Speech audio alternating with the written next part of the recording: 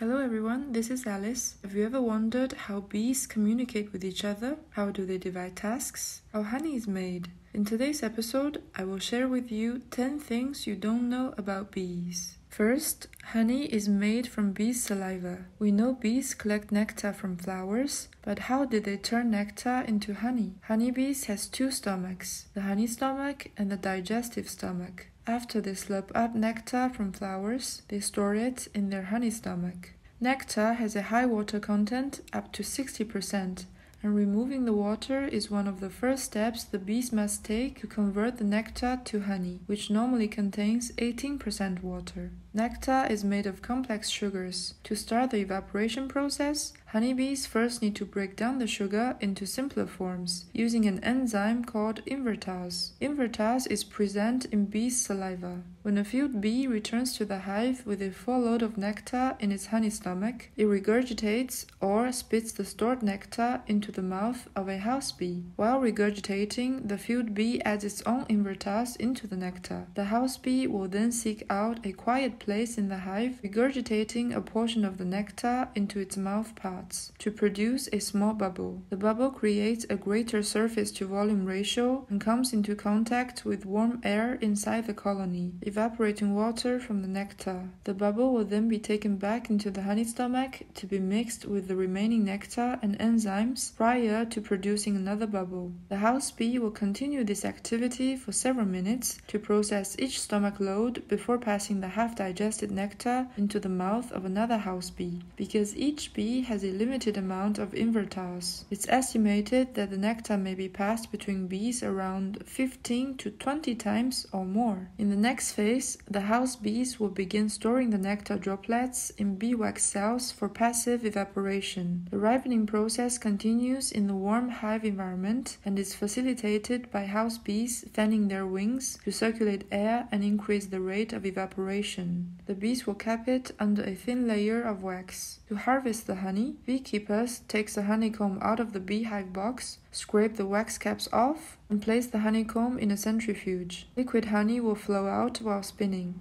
Second, bees have a special leg basket to store pollen. Bees eat nectar as their primary source of carbohydrates and pollen as a source of protein and other nutrients. Bees collect pollen by visiting flowers and brushing the pollen grains onto specialized structures on their legs called pollen baskets or corbiculae. They mix the collected pollen with a small amount of nectar or regurgitated honey to form pollen pellets, which they transport back to the hive. Honeybees are essential for pollination. While they collect pollen, their furry body and legs bring pollen to other flowers as well. Honeybees alone pollinate 80% of all flowering plants, including more than 130 types of fruits and vegetables, such as eggplants, apples, and sunflowers. Third, bees sleep and drink as well. Honeybees sleep between 5 and 8 hours a day, more rest at night when darkness prevents them from going out to collect pollen and nectar. A sleeping bee's antennae will stop, their head and tail tucks in, and the wings rest on their body. Female worker bees sleep in their hive, but male bees sleep outside, resting in places like grass stalks or in flowers. Bees do not sleep in the same way that humans or mammals do. Instead of entering a deep sleep or unconscious state, bees experience periods of rest or inactivity. During these resting periods, bees may remain motionless, but they are still aware of their surroundings and responsive to stimuli. Water is essential for bees, not just for drinking. They collect water from various sources like ponds, streams, or even condensation on plants. After smelling and locating the water source, honeybees use their proboscis, their thin, straw-like appendage, to slurp up water. Then they store the water in their honey stomach to safely transport the liquid back to the hive. Once back at the hive, they regurgitate the water to make it available to other bees for various purposes, such as diluting honey or cooling the hive. They like their hive at 32 to 35 degrees Celsius. Fourth, beehives are not hexagon-shaped and are tilted up. While the common perception is that beehives have a hexagon shape, they are actually not built in this way. Initially, the bees make round-shaped cells, The round rooms later on became hexagon-shaped due to gravity. To prevent the honey from flowing out before they are capped with wax, the bees actually construct the hive with an angle. The cell openings are slanted slightly by 9 to 17 degrees upwards.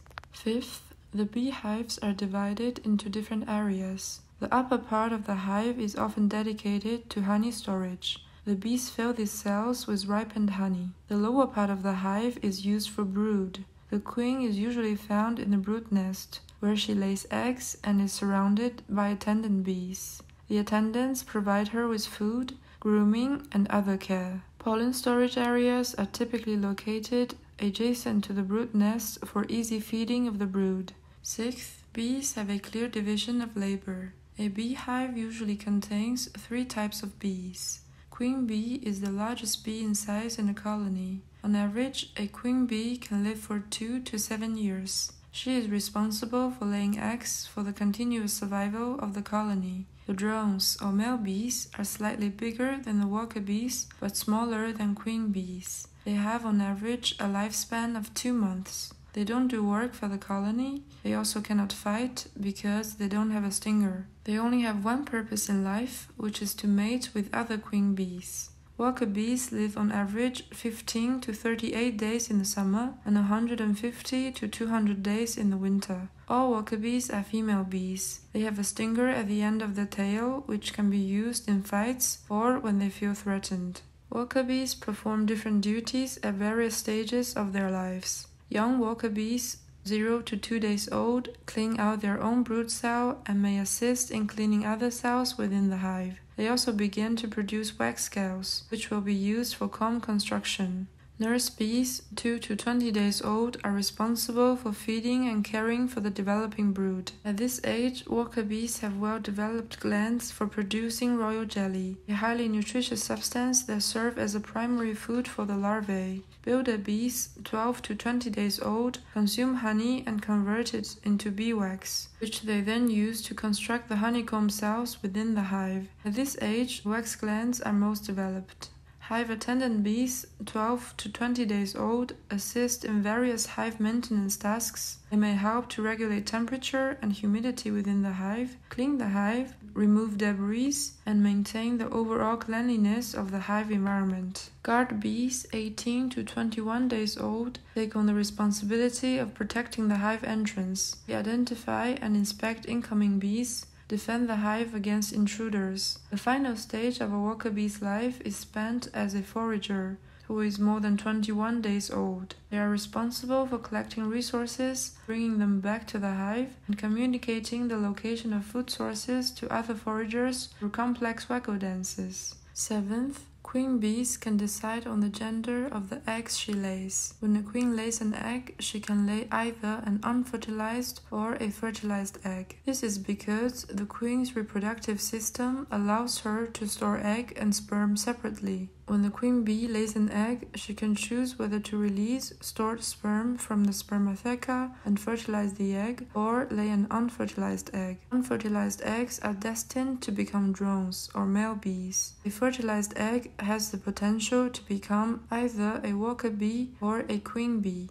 The egg's fate is decided by its diet. Both worker bee larvae and queen bee larvae are fed royal jelly for the first few days. On day 4, worker larvae is switched to a diet of honey and pollen, while the queen bee larvae continues to be fed royal jelly throughout her development. Queen bee decides the gender based on the needs of the colony.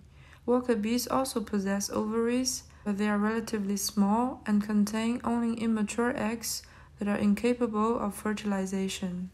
8th, the bee community is a democracy. Queen bee does not rule on other bees. Instead, the other bees make a collective decision for the colony. If a queen bee is aging or failing in her egg-laying abilities, the worker bees may decide to replace her. They can do so by starving her to death, or directly kill the old queen by boiling her, which involves surrounding her with their body, shaking their wings to increase the inner temperature to suffocate her, and stinging her at the same time. Worker bees constantly assess the colony's requirements and adjust their foraging behavior accordingly.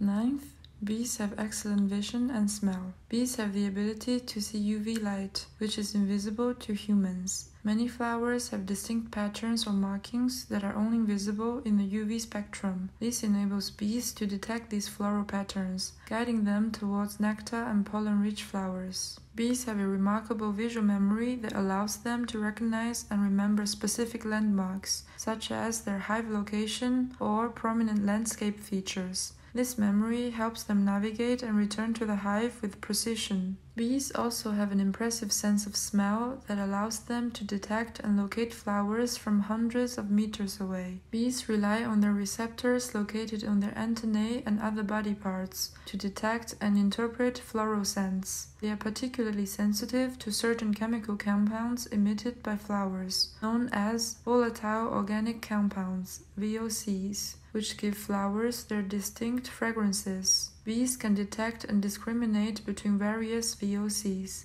10th, waggle dance is not the only way bees communicate. The primary methods of communication used by bees include the following. Dancing. Bees use a complex dance language known as the waggle dance to communicate the location of food sources to other members of the colony. Forager bees perform this dance on the honeycomb, indicating the direction and distance to the food source in relation to the position of the sun. Pheromones, which play a crucial role in communication within the colony. Different pheromones convey specific messages and help coordinate the activities of the bees. For example, the queen bee emits queen pheromones that signal her presence and reproductive status, maintaining colony cohesion. Vibration and sounds. Bees can communicate through vibrations and sounds. For example, worker bees may create piping sounds by vibrating their flight muscles to signal their readiness to emerge from their brood cells. Touch and tactile communication. Bees use physical contact and tactile communication to convey information within the colony. They touch each other's antennae and exchange chemical signals. Their communication method helps synchronize tasks and exchange information about food availability or nest conditions.